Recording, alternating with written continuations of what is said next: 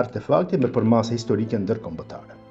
Ky gur është gjetur në kodën e quajtur Hisari i Madh në Slupçan. Ky gur paraqet një permendore e cila shënon një moment dramatik të historisë botërore.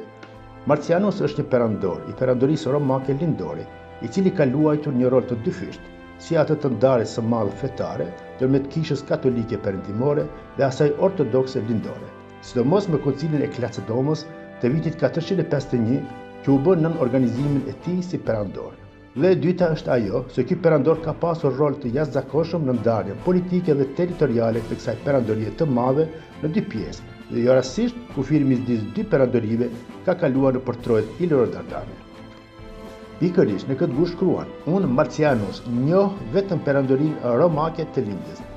Kjo tregon se Marciani e ka vendosur këtë gur personalisht dhe sipas gjitha gjasave para se të bëhet perandor, sepse këtu paraqitet lojaliteti i tij ndaj perandorëve romak lindor, Asparit dhe Theodosiusit, të dytë. Dhe kjo duhet të ketë ndodhur gjatë kohës kur ka shërbyer si komandant i ushtrisë perandorake gjatë luftrave që janë zhvilluar kundër hunëve. Rëndësia e jashtëzakonshme e kësaj përmendore qëndron në atë se kjo mund të derë dritë mbi dilemën se a ka qenë i lindur në Thraki apo në Iliri.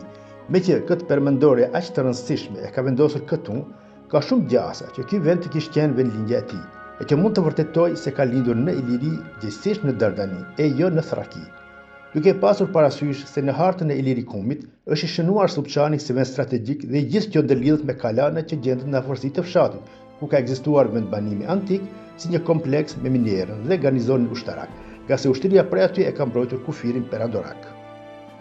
Ky artefakt padyshim paraqet një monument të një rëndësie të jashtëzakonshme me përmasa historike botërore dhe shpalos vlera marramendse historike dhe arkeologjike të periudhës së skizmës së madhe krishtere dhe ndarjes së madhe politike të perandorisë romake, e cila më vonë do të shndrohet në dy superfuqi botërore gjatë 10 shekujve të ashëm, deri te dalja e perandorisë osmane në skenën botërore.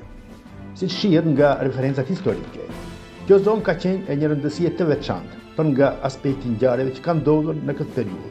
Prandaj, ky artefakt, Slupçani si vendbanim antik, bashkë me tërë rajonin, e implikon drejt për drejt në këtë ngjarje dramatike historike të mileniumit të parë.